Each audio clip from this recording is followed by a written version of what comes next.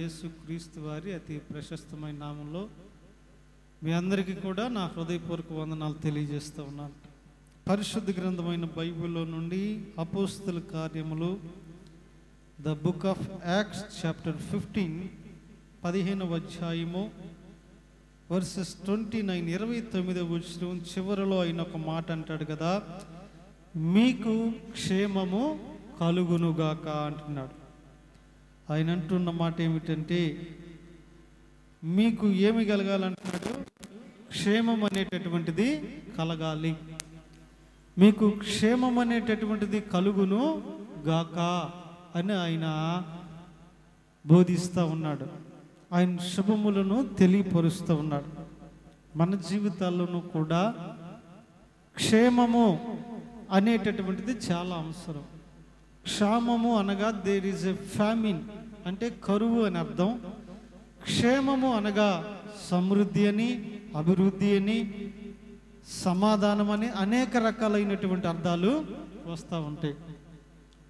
కానీ అక్కడ ఆయన తెలియపరుస్తున్నటువంటి మాట ఏమిటి అంటే, ఆయన దేనిని కోరుకుంటున్నాడంటే, మీకు క్షేమం అనేటటువంటిది కలగాలని నేను కోరుకుంటున్నాను. బైబిల్ గ్రంథంలో కొంతమంది వ్యక్తులను మనం జ్ఞాపకం చేసినట్లయితే కీడును కోరుకున్న వాళ్ళు కూడా ఉన్నారు. కొంతమంది నా ఉసురు నీకు తగులునుగాక అన్న వాళ్ళు కూడా ఉన్నారు. పతనాన్ని కోరుకున్నటువంటి వారు కూడా ఉన్నారు. కానీ ఇక్కడ అపోస్తలుడైనటువంటి పౌలు, నీకు ఏం జరగాలని కోరుకుంటున్నానంటే, నీకు క్షేమము జరగాలని నేను కోరుకుంటున్నానయ్యా. ఒకవేళ నీవు నాకు కీడు చేసిన వ్యక్తి అయి ఉండొచ్చు, నన్ను నష్టపరిచిన వ్యక్తి అయి ఉండొచ్చు, లేదా నన్ను బాధ పెట్టిన వ్యక్తి అయి ఉండొచ్చు, లేదంటే నన్ను సంతోషపెట్టిన నా క్షేమం కోరుకున్న వ్యక్తి అయినా అయి ఉండొచ్చు. Who ever it may be, నీకేం కలగాలి అంటే నీకు క్షేమము కలగాలి అని నేను కోరుకుంటున్నాను అంటున్నాను. మరి నిజమే, మనందరం కూడా క్షేమంగా ఉండాలని మన ప్రభువు రక్షకుడైన యేసుక్రీస్తు వారు కూడా కోరుకుంటాం. మరి ఈ సమయంలో మనకు క్షేమము కలగాలి అంటే దేవుని వాక్యం ఏమని తెలియపరుస్తూ ఉంది? ఎలాగ ఉంటే మనం క్షేమంగా ఉండగలమో ఒక 3 విషయాలు జ్ఞాపకం చేసి నా మాటలను లేదా ఈ పరిచర్యను ముందుకు కొనసాగించడానికి ప్రయత్నం చేస్తా. మనకు క్షేమము కలగాలి అంటేనట, మొదటిగా దేవునిని మనం అనుసరించేటటువంటి వారిగా ఉండాలి. ఏంటంటే అందరూ చెప్దాం, దేవుణ్ణి అనుసరించాలి. మొదటి సామ్యుయేలు గ్రంథము 12వ అధ్యాయం the book of first Samuel chapter 12 verses 14 14లో కూడా ఆయన చివరిలో అంటాడు కదా, మరి యెహోవాను అనుసరించిన ఎడల మీకు క్షేమము కలుగును. ఎవరికి క్షేమము కలిగిద్దని సామ్యుయేలు చెప్తున్నాడు అంటే, అయ్యా మీరు మీ రాజును అనుసరిస్తే మీకు క్షేమము కలగదు.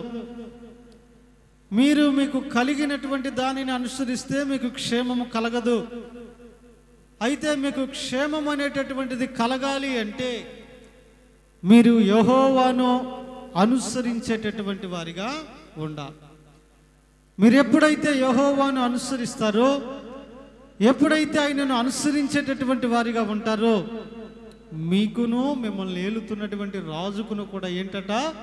క్షేమము కలిగిద్ది.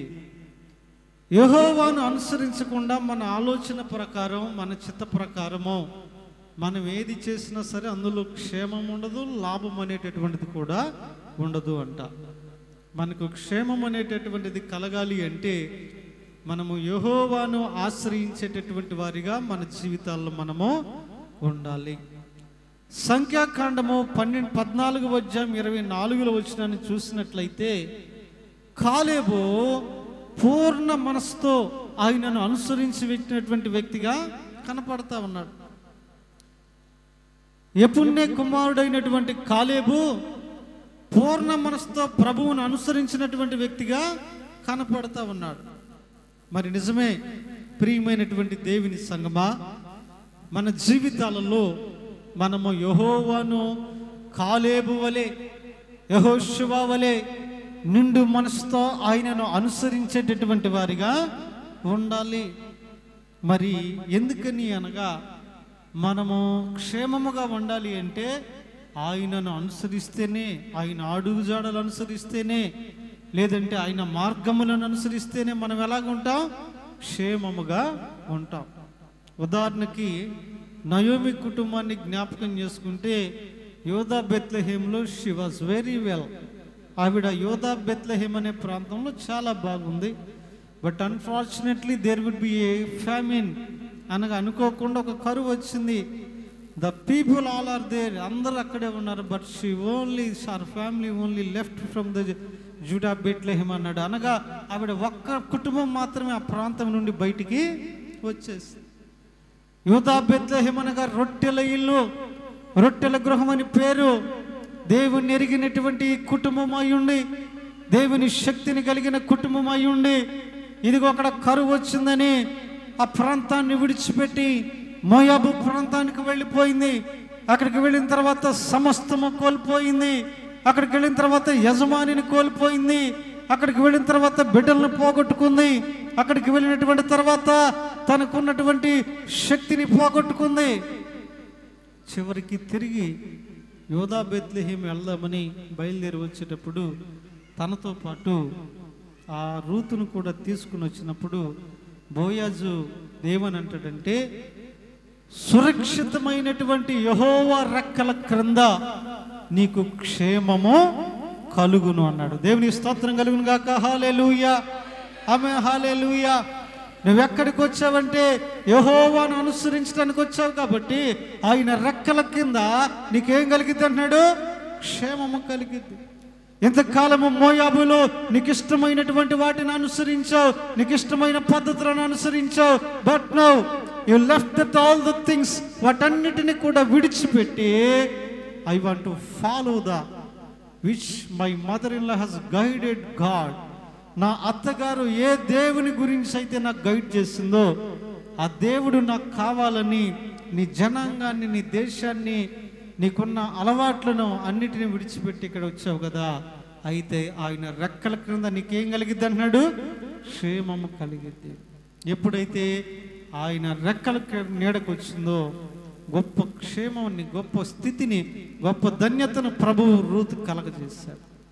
ఎంత గొప్ప ధన్యత అంటే, ఒక శపితమైనటువంటి ప్రాంతం నుండి వచ్చినటువంటి ఆవిడ అయినప్పటికీ కూడా ఆమె పేరు మీద ఒక పుస్తకాన్ని కూడా బైబిల్లో రాయటానికి దేవుడు గొప్ప కృపను చూపాడు. గొప్ప గొప్ప వాళ్ళు ఉన్నారు. మరియమ్మ గొప్పవారు కదా, యేసుప్రభువారి తల్లి గారు. లేకపోతే మిరియమ్మ గొప్ప ప్రవక్తిని కదా. లేకపోతే బైబిల్ గ్రంథంలో అనేక హన్నా అనే ప్రవక్తిని ఉంది, రేయింబగళ్ళు దేవుని మందిరంలో గడిపిన ఆవిడ. ఇంకా అనేక మంది ప్రార్థన పరులు, ప్రవక్తినీలు ఉన్నారు. అయినప్పటికీ కూడా కృప కలిగినటువంటి దేవుడు రూతు పేరు మీద పుస్తకం రాయుటకు చక్కని కృపను చూపాడు. కారణం ఏమిటి అంటే ఆవిడ యెహోవాను అనుసరించింది. వార్పావళి తిరిగి వెళ్ళిపోవాలా కాబట్టి దేవుడు ఆమెకు చక్కని క్షేమాన్ని కలగజేశాడు. కాబట్టి ప్రియమైనటువంటి దేవుని బిడ్డలారా, మరి మనం జ్ఞాపకం ఉంచుకోవాల్సింది ఏంటంటే, మనం క్షేమంగా ఉండాలి అంటే నెంబర్ 1 ఆయనను అనుసరించాలి.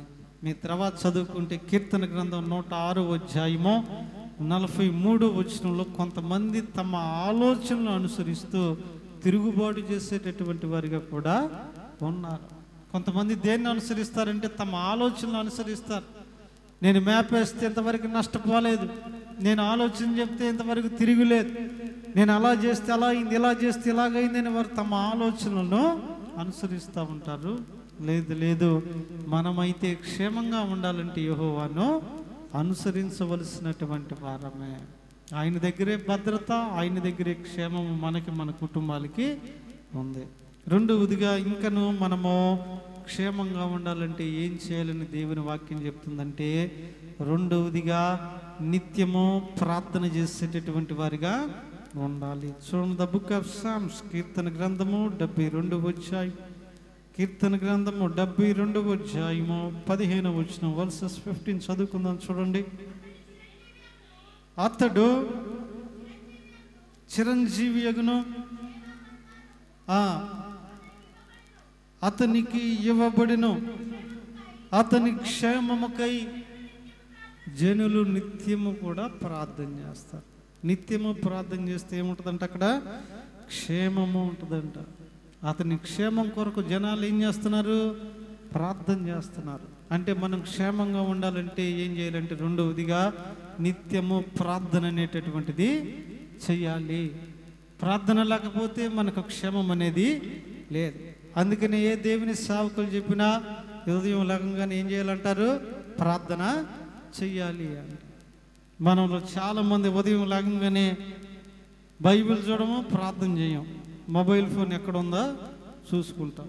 కానీ దేవుని వాక్యం అంటుంది కదా, ఉదయం లేచిన వెంటనే నువ్వు ప్రార్థన చేస్తే నీకు క్షేమం, నీ కుటుంబానికి క్షేమం. అందుకే అసలు అక్కడ అన్నాడు నిత్యము ప్రార్థన చేయాలి. నువ్వు బయటికి వెళ్ళేటప్పుడు ప్రార్థన చేయాలి, ఇంట్లోకి రాగానే ప్రార్థన చేసుకోవాలి. ఏదో గొప్ప గొప్ప గంటల ప్రార్థనగా చిన్న ప్రార్థన అయినా ప్రభువా బయటికి వెళ్ళి వచ్చే క్షేమం ఇచ్చావు ఆమేన్ అనుకుంటాం. అలాగే నిత్యము ప్రార్థన చేసేటటువంటి వారుగా, నిత్యము ప్రార్థన చేస్తేనే నానా రకాల శోధనలు వస్తూ ఉన్నాయి. నిత్యము ప్రార్థన చేస్తేనే అనేక రకాల సమస్యలు తెచ్చుకున్న కుటుంబాలు కూడా బైబిల్లోనే ఉన్నాయి. యోబు ఉన్నాడు, ప్రతి ఉదయం ఆయన పెందల కడ లేచి తన పిల్లల కొరకు, తన వారి కొరకు ఆయన ఏం చేసేవాడంట? ప్రార్థన చేసేవాడు. అంత ప్రార్థన చేస్తేనే భయంకరమైన శోధన వచ్చింది. మరి అసలు మనం ప్రార్థన చేయకుండా ఉంటే, ఆదివారం ఒక్కరోజే ప్రార్థన చేసుకుంటే అది కరెక్టేనా? క్షేమంగా ఉండగలమా? అందుకనే నువ్వు క్షేమంగా ఉండాలంటే నిత్యము ప్రార్థన చెయ్యాలి. నిత్యము ప్రార్థన చేసేటటువంటి వారిగా మనము ఉండాలి అన్నాడు. మరి అందుకే పరిశుద్ధ గ్రంథం బైబిల్లో ఒక మాట అంటాడు, మార్కు సువార్త 9:29లో ప్రభు వారు అంటాడు శిష్యులతో, ఇది ప్రార్థన వలనే సాధ్యము గాని మరి దేని వలన కాదయ్యా. ఏది అనగా ఏదైనా ప్రార్థన వలనే. పైన పాటలో ప్రార్థనలో వలన అసాధ్యమైనటువంటిది ఏది కూడా లేదని పాడుతున్నాం. ఏదైనా ప్రార్థన వలనే సాధ్యం. కాబట్టి మనము క్షేమముగా ఉండాలంటే ప్రార్థన అనేటటువంటిది చెయ్యాలి. If there is no prayer there is no comfort life. అక్కడ ప్రార్థన అనేటటువంటిది లేకపోతే చక్కని మంచి పరిస్థితి ఏది కూడాను లేదు. మరి అందుకనే మనము నిజముగా మన జీవితాల్లో ప్రార్థన చేసేటటువంటి వారిగా ఉండాలి. క్షేమంగా కానీ ఉండాలి అంటే మార్కు సువార్త 13:33లో కూడా అంటాడు, జాగ్రత్తగా మెలకువగా ఉండి ప్రార్థన చేయుడి. అయ్యా మీరు జాగ్రత్తగా మెలకువగా ఉండి ఏం చేయాలంట? ప్రార్థన చేయాలి. దేని కొరకంటే నీ క్షేమం కొరకు, నీ కుటుంబ క్షేమం కొరకు, నీ బిడ్డల క్షేమం కొరకు, నీ చేతి పని క్షేమం కొరకు నువ్వేం చేయాలంటే ప్రార్థన అనేటటువంటిది చేయాలి. ఎందుకంటే రెప్పపాటులో అనేకమైన ప్రమాదాలు జరుగుతున్నాయి. రెప్పపాటు కాలంలో అనేకమైనటువంటి ఘోరాలు మనం చూస్తూ ఉన్నాం. కాబట్టి మనం క్షేమంగా ఉండాలి అంటే ప్రార్థన వలన అది సాధ్యం. అందుకని రెండవదిగా ఆయన ఏమన్నాడంటే, నీవు క్షేమముగా ఉండాలి అంటే ప్రార్థన అనేటటువంటిది చెయ్యాలి అన్నాడు. కాబట్టి కృప కలిగినటువంటి దేవుడు మన జీవితాల్లో మనకి క్షేమమునివ్వాలంటే మనం ఏం చేయాలంట? ప్రార్థన అనేటటువంటిది చెయ్యాలి. ఒకటి దేవుణ్ణి అనుసరించాలి, రెండవదిగా ప్రార్థన అనేటటువంటిది చెయ్యాలి.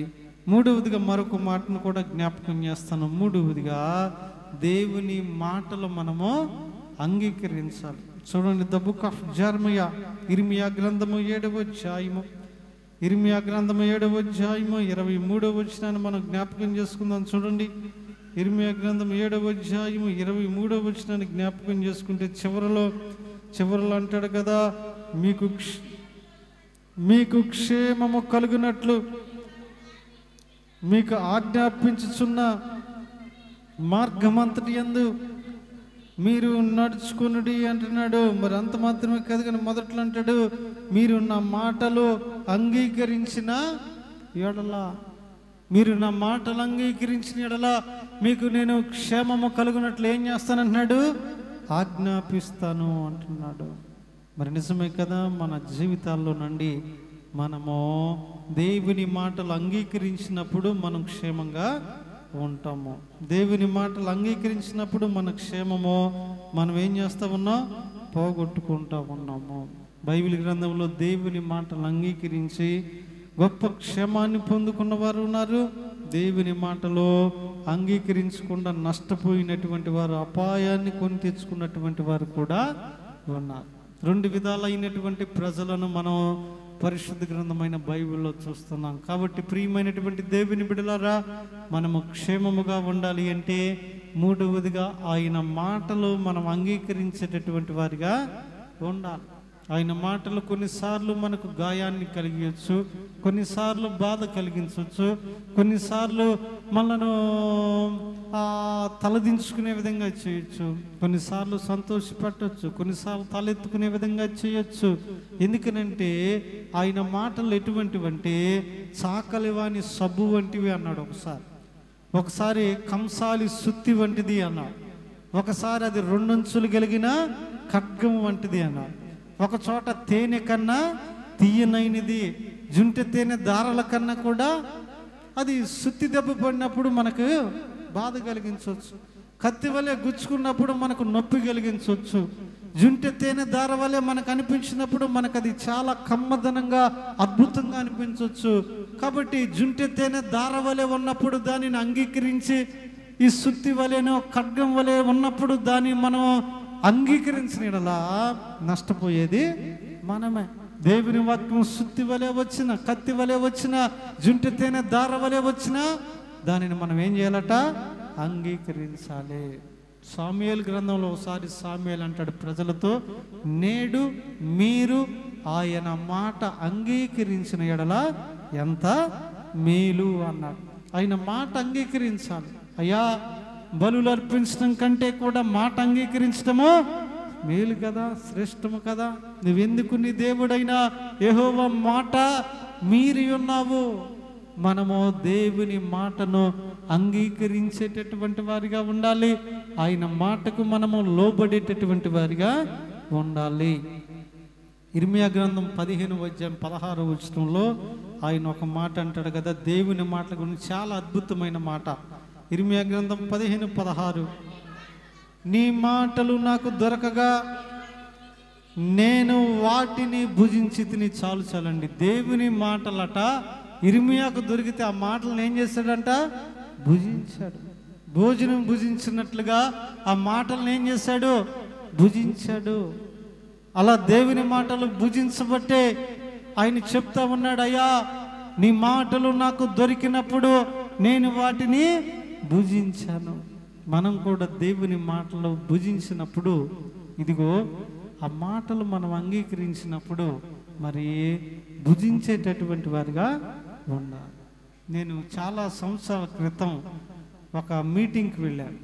మీటింగ్కి వెళ్ళినటువంటి తర్వాత ఆ మీటింగ్ అయిపోయింది. అందరూ కూడా భోజనాలు చేస్తూ ఉన్నారు. ఇంచుమించు 1:45-2 గంటల ప్రాంతంలో భోజనాలు చేస్తూ ఉన్నారు. మేము కూడా అందరం భోజనాలు పెట్టించుకున్నాం. పక్కన కూర్చుని చక్కగా బఫే ప్లేట్లో చేస్తూ ఉన్నప్పుడు మరి ఒక తల్లి గారిని, ఎవరో మనకు పరిచయం లేదు, తెలీదు, ఒక తల్లి గారిని, ఏమ్మా మరి టైం అయింది కదా, అసలే నీకు షుగర్ ఉంది, భోజనం చేయిపోయావా, పెట్టి తెమ్మంటావంటే నాకు ఇప్పుడు ఇవ్వద్దు. ఎందుకని, ఏంటంటే ఆవిడ అంది కదా, ఆ వాక్యం ఉన్నప్పుడు ఆ వాక్యంతోనే నా కడుపు నిండిపోయింది, నాకు ఆకలి అవ్వట్లేదా. ఆ మాట నాకు కొంత ఆశ్చర్యాన్ని కలిగించిన తర్వాత అనిపించింది, నిజమే కదా, ఆ వాక్యంతో ఆ కడుపు ఎలా నిండిందంటే ఆ మాటలామా వినలేదు, భుజించింది. కాబట్టి ఆమెకి ఏమైంది? కడుపు నిండిపోయింది. అందుకనే మన జీవితాల్లో కూడా దేవుని మాటలు మనకు దొరికినప్పుడు వాటిని ఏం చేయాలంట? వినటమే కాదులే కానీ వాటిని భుజించాలి. ఇర్మియా అందుకే అంటున్నాడు, వాటిని భుజించినప్పుడు మనం ఎలాగుంటామంటే చాలా క్షేమముగా ఉంటాం. క్షేమం అనేది మనలో, మన కుటుంబాల్లో లేకుండా మనం ఎలాగుంటామంట? క్షేమముగా మన జీవితాల్లో ఉంటామన్నాడు. కాబట్టి ప్రియమైనటువంటి దేవుని బిడ్డలారా, మనం జ్ఞాపకం ఉంచుకోవలసినటువంటి విషయం, మనం క్షేమంగా ఉండాలి అంటే ఆయన మాటలు మనము అంగీకరించాలి. 3 విషయాలు జ్ఞాపకం చేసుకుందాం. క్షేమముగా ఉండాలంటే ఒకటి, దేవుణ్ణి అనుసరించాలి. రెండవదిగా నిత్యము ప్రార్థన చేయాలి. మూడవదిగా దేవుని మాటలు అంగీకరించాలి. ఆయన మాటలు మనం అంగీకరిస్తే ఎంత గొప్ప మేలు. ఎందుకనంటే ఆయన మాటలో జీవం ఉంది, ఆయన మాటలో శక్తి ఉంది. ఆయన మాట ద్వారా గాలి సముద్రాన్ని ఆపలేదా? ఆయన మాట ద్వారా చనిపోయినటువంటి వ్యక్తులను బ్రతికించలేదా? తల్లి తాకిమే అన్నాడు, అంటే చిన్నదానా లేమ్మన్నాడు, టక్మని లేచి. 4 రోజులు అయిన తర్వాత లాజరు బయటికి రావన్నాడు, టక్మని బయటకు వచ్చి. నీళ్లు పోయిండే బాణంలో అని వాళ్ళు వచ్చి పోసామంటే వెళ్ళి ఆ ద్రాక్షారసాన్ని పంచిపెట్టండి, you should distribute that wine అన్నాడు. అదేంటి నీళ్లు పోస్తే ఈయన ద్రాక్షారసం అన్నాడంటే వెళ్ళి చూస్తుంది ద్రాక్షారసం. నోటి మాటతో ఆయన గొప్ప కార్యాలు చేశాడు. ఆయన మాటలోనే గొప్ప శక్తి ఉన్నది. అందుకని అప్పుడప్పుడు పాడతాం కదా, నీ మాట జీవము గలదయ్యా యేసయ్యా, నీ మాట మార్పు లేనిదయ్యా, నీ మాట జీవము గలదయ్యా యేసయ్యా, నీ మాట మార్పు లేనిదయ్యా. ఏది మారినా నీ మాట మారదయ్యా, ఏది ఆగినా నీ మాట జరుగునయ్యా.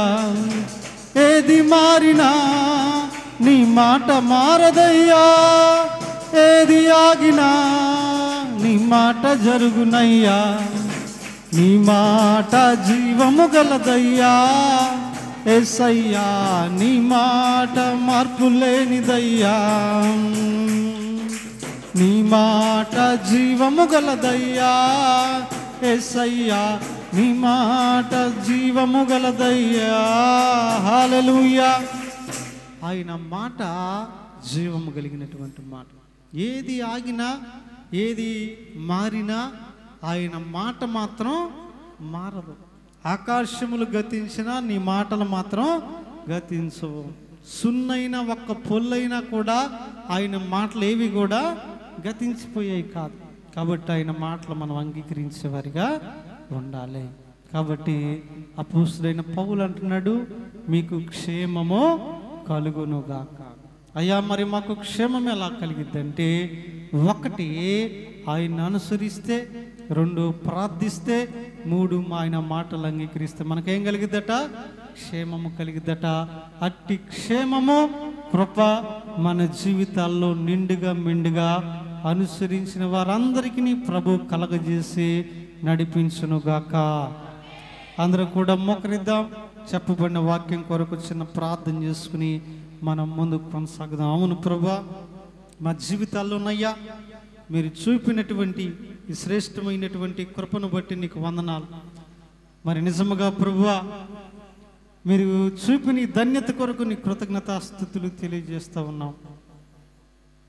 మరి నిజముగా నాయనా, నీ మాట వింటే మాకు శ్రేష్టమని, నీ మాట వినుట వలన మాకు ధన్యతని తెలియచెప్పారు. అందును బట్టి వందనాలు ప్రభువా. ఇదిగోనయ్యా, మాకు శుభము కలగాలి అంటే మేము నిన్ను అనుసరించే వారిగా ఉండాలి, ప్రార్థించే వారిగా ఉండాలి. అంత మాత్రమే కాదులే కానీ ప్రభువా, మా జీవితాలలో, మా యొక్క జీవితాలలో నాయన ఇదిగో ఎలాగ ఉండాలి అంటే నీ మాటలు అంగీకరించే వారిగా ఉండాలి. అవునయ్యా, నీ మాట ఎంత శక్తి కలిగినటువంటి మాట ప్రభువా, నీ మాటలో ఎంత ప్రభావం ఉందయ్యా. మరి నిజమే కదా, ఆ మాటలు మేము అంగీకరిస్తున్నామా? చాలామంది జుంటి తేనె దార వలె ఉంటే అంగీకరిస్తున్నారు. అయ్యా, కత్తి వలెనో, లేకపోతే ఆ మాటలు సుత్తి వలెనో, లేకపోతే సబ్బు వలె మా యొద్దకు వచ్చినప్పుడు నొచ్చుకునేటటువంటి వారిగా ఉంటున్నామేమో ప్రభువా. అయ్యా, అలా కాదులే కానీ తండ్రి, నీ మాట ఎలాగ ఉన్నది నీ మాట కాబట్టి నీ మాటను నీ మాటగా అంగీకరించే కృపను అనుగ్రహించను. అయ్యా, నిన్ను అనుసరించాలన్నా నిన్నే రీతిగా మా జీవితాల్లో అనుసరిస్తున్నాం ప్రభువా. అలాగనే ప్రభువా, మరి ఈ ప్రత్యేకమైన సమయంలో